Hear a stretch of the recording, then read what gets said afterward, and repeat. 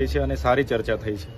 એમાં Dediapada sub district health સેન્ટરમાં છેલ્લા 1 વર્ષથી એક્સરે સહિતના તમામ જે સાધનો છે એ પડતર હાલતમાં છે। એના ટેકનિશિયનો નથી, ત્યારે ટેકનિશિયનની ભરતી કરવામાં આવે। એક્સરે, લેબોરેટરી, સોનોગ્રાફી તમામ પ્રકારની સુવિધાઓ ડેડિયાપાડામાં મળે એ બાબતની ચર્ચા થઈ છે। સાથે આધાર અપડેટ માટે ઘણા લોકો અઠવાડિયે 10 દિવસથી ધક્કા ખાય છે, ત્યારે ડેડિયાપાડામાં વધુને વધુ 8 થી 10 આધાર અપડેટના કેન્દ્રો, આધાર સેવા કેન્દ્રો ચાલુ થાય એ પણ અમે વાત કરી છે। સાથે જે રેશન કાર્ડ હમણાં બીપીએલમાંથી જેમના પણ નવા રેશન કાર્ડો વિભાજિત થયા છે એમને એપીએલમાં જતા રહ્યા છે, ત્યારે સરકારશ્રીની આવક મર્યાદા સરકારશ્રીએ 2,50,000 વધારી છે, ત્યારે એ એપીએલ થયેલા રેશન કાર્ડોને ફરી બીપીએલમાં સમાવેશ કરવા માટેની પણ અમે વાત અહીં મૂકી છે।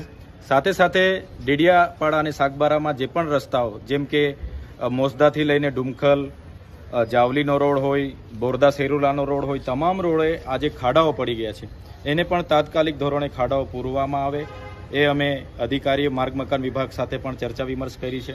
સાથે સાથે પોલીસ અધિકારીઓ અહીં જ એક આરટીઓ કેબિન ઊભું કરે, જેથી કરીને કોઈને પણ દંડ ફટકારવામાં આવે તો એ અહીં દંડ ભરીને પોતાની ગાડી છોડવીને જાય એ બાબતની પણ અમે ચર્ચાઓ કરી છે। સાથે જીઈબીને લઈને અને ખાસ કરીને આંગણવાડી બહેનોને અને એમના સુપરવાઇઝરોને ખાસ સૂચન અમે કર્યા છે કે સમયે જે પણ મેનુ આંગણવાડીની બહાર હોય એ પ્રકારના ગરમ નાસ્તા, ફ્રૂટ અને લીલા શાકભાજી ત્યાંના બાળકો, ધાત્રી માતાઓ અને સરગવા માતાઓને મળવા જોઈએ એ પણ વાત કરી છે। કેમ કે નર્મદા જિલ્લો એ પછાત જિલ્લો છે। 12,333 બાળકો જ્યારે કુપોષિતથી પીડાતા હોય ત્યારે સમયાંતરે ગરમ નાસ્તો અને પોષિત આહાર, પૂરક આહાર મળે એ બાબતની પણ અમે આજે ચર્ચા કરી છે।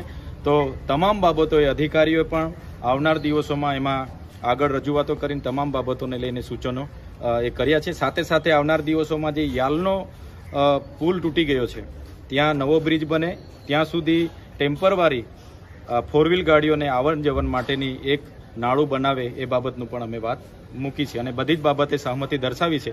ટૂંક જ સમયમાં તમામ સુવિધાઓ અહીંયા ઉપલબ્ધ થશે એ પ્રાંત અધિકારી સમેત તમામ અધિકારીઓ સહમતિ આપી છે। ભરૂચ લોકસભાની ચૂંટણી હમણાં લડ્યા, અહીંયાથી ભરૂચ જવું હોય નેત્રંગથી અંકલેશ્વર સુધી તો 3 કલાક જાય છે, એ રસ્તા બાબતે શું કરવું હતું? અહીંથી ભરૂચ જતા માત્ર 70 કિલોમીટરનો રોડ છે અને 3 કલાક ત્યાં જતા થાય છે।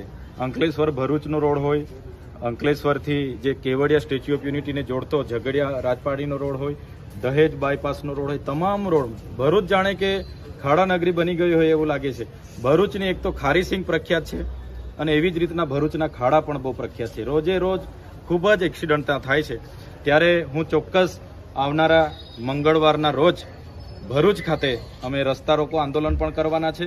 માર્ગ મકાન વિભાગ, જિલ્લા પંચાયત, સ્ટેટ અને નેશનલ હાઈવેના ઓફિસે પણ ઘેરાવો કરવાના છે અને કલેક્ટરશ્રીને પણ રજૂઆત કરવાના છે। આપ સૌને મંગળવારે ભરૂચ પધારો એવો આગ્રહ પણ, વિનંતી પણ કરું છું। Thank you.